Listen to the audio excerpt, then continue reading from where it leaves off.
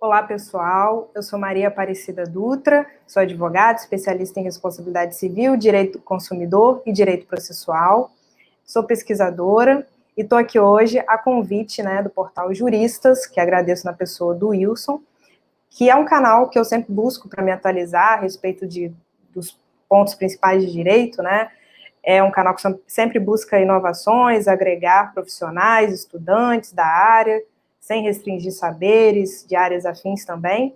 E o tema desse nosso singelo encontro é o dano temporal, que você que está nos assistindo já deve ter ouvido falar, com outros nomes, mas já deve ter ouvido falar. Esse dano, ele nos atinge em diversas searas da vida, decorrente da lesão ao nosso tempo, o tempo de existência, o tempo vital. E é importante lembrar que o tempo é um bem jurídico já reconhecido pelos tribunais, inclusive pelo próprio STJ, na forma da teoria do desvio produtivo do consumidor, que vamos abordar a seguir.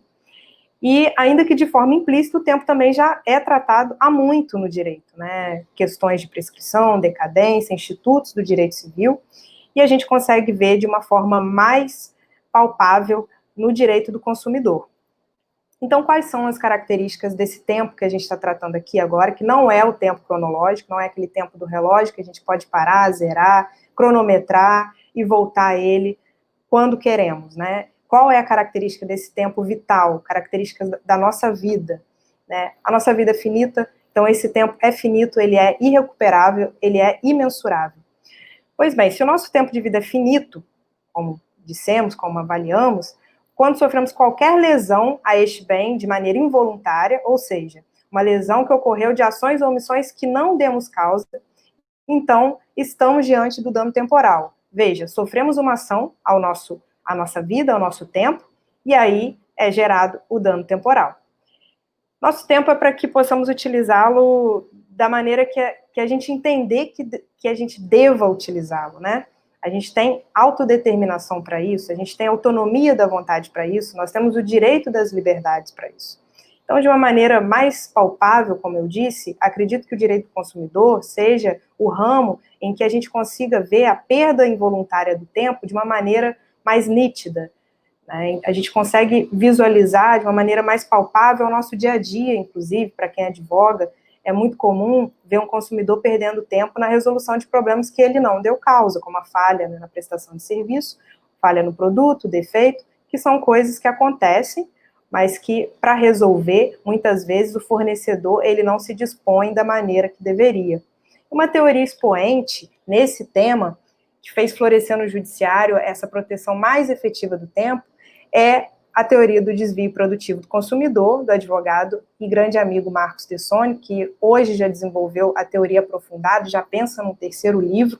Recomendo muito que todos adquiram essa obra, procurem saber sobre o autor, tem textos publicados em outras obras que também tratam do dano temporal, do dano ao tempo, e por meio dessa teoria, os tribunais vêm reconhecendo de uma maneira ampla, até em outras áreas do direito, o dano ao tempo, sobretudo nas ações consumeristas, como a gente consegue avaliar, que são ações em que a gente consegue ver esse tempo sendo usurpado de uma maneira mais clara, Onde o indivíduo, para solucionar problemas originários da falha da prestação de serviço do produto, ele acaba perdendo tempo e não encontrando ali um retorno como deveria ser das prestadoras de serviço, vendedoras de produtos e etc. E um exemplo muito nítido é o mau atendimento das empresas de telecomunicações, São inúmeros os problemas em que os consumidores, o indivíduo, ele acaba perdendo tempo, horas, dias, sem solucionar aquele problema que ele não deu causa. A gente pode também lembrar que em alguns estados já existe decretos estaduais e até municipais que prevêem, o tempo de atendimento em instituições bancárias, por exemplo.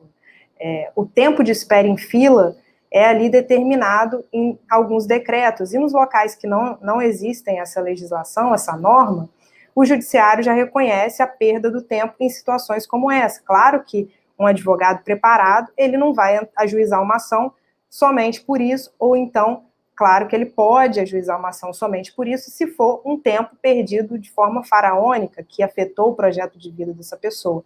Ou seja, a gente tem meios de provar essa perda involuntária do tempo. seja por protocolo, seja por aquele comprovante de pagamento que você acabou pegando ali da fila, aliás, quando você chega no banco, né, ou em algum setor de atendimento público, digamos assim, ou privado também, que você chega ali e pega aquele ticket de espera e o seu comprovante de pagamento da sua conta, que você ficou ali horas para ser atendido. É sempre bom ficar atento a isso, porque você tem o direito a ter o seu tempo ressarcido, não ressarcido, né, porque o tempo é irrecuperável, mas indenizado. O mais importante disso tudo é que a tutela do tempo ela é real e tem sido efetiva. A gente consegue ver isso nos tribunais hoje, claro que com uma ajuda, né, de pesquisas, de doutrina, do próprio ajuizamento responsável de ações por advogados, né, com instruções doutrinárias, e poderíamos estender esse diálogo a várias outras nuances, teses, teorias. Alguns autores, inclusive, defendem o dano temporal como uma categoria autônoma dentro dos danos. No direito italiano isso é muito comum, mas aqui no Brasil a gente não tem esse leque de danos, né, de categorias de danos. A gente teve uma história com dano estético, inclusive, que conseguiu a sua autonomia, né, do dano moral. Antigamente a gente tinha uma aplicação de condenações, indenizações do dano estético junto com o dano moral. E isso hoje acontece com dano temporal. Ele acaba servindo de quantificação para o dano moral. Isso é ruim? Não, isso não é ruim. Porque o que a gente objetiva aqui é o quê? A tutela do tempo. E isso a gente já tem dentro das decisões judiciais, pautados em teorias, na própria doutrina e na própria legislação. Não de forma explícita, mas temos já alguns aparatos que são utilizados como fundamento das decisões judiciais hoje. Como eu disse, alguns autores defendem essa autonomia, eu sou uma das que defende essa autonomia, e outros autores, como Flávio Tartucci, o próprio Nelson Rosenwald, cita o dano temporal como um fator de quantificação do dano moral.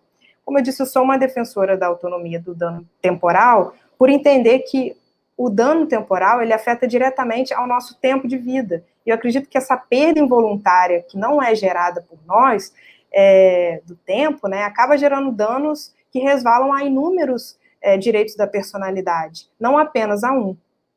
Então, após esse apanhado, eu sugiro que quem advoga procure pelos temas desvio produtivo do consumidor, dano temporal, lesão ao tempo, o próprio menosprezo planejado, que do nome a gente já entende o que quer dizer, nessa teoria muito bem elaborada numa tese de doutorado pela professora Laís Bergsten, de Curitiba, também grande amiga e pesquisadora do tempo, um dos expoentes, sem dúvida, de estudo aí para ser base das nossas pesquisas e argumentações frente ao judiciário.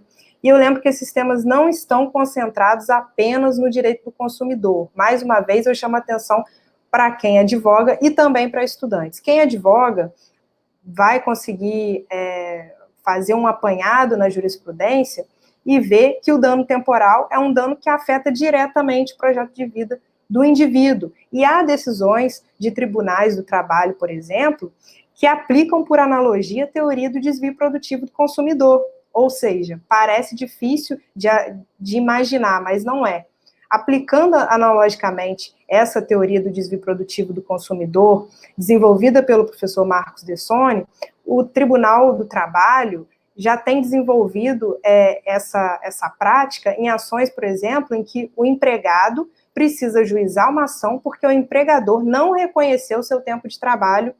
Ele trabalhou, digamos que 30 anos numa empresa, quando foi da entrada na aposentadoria, ou quando se deu conta, foi consultar seu CNIS, seu tempo de trabalho, de contribuição, e se deparou com a surpresa de que o tempo não estava totalmente computado.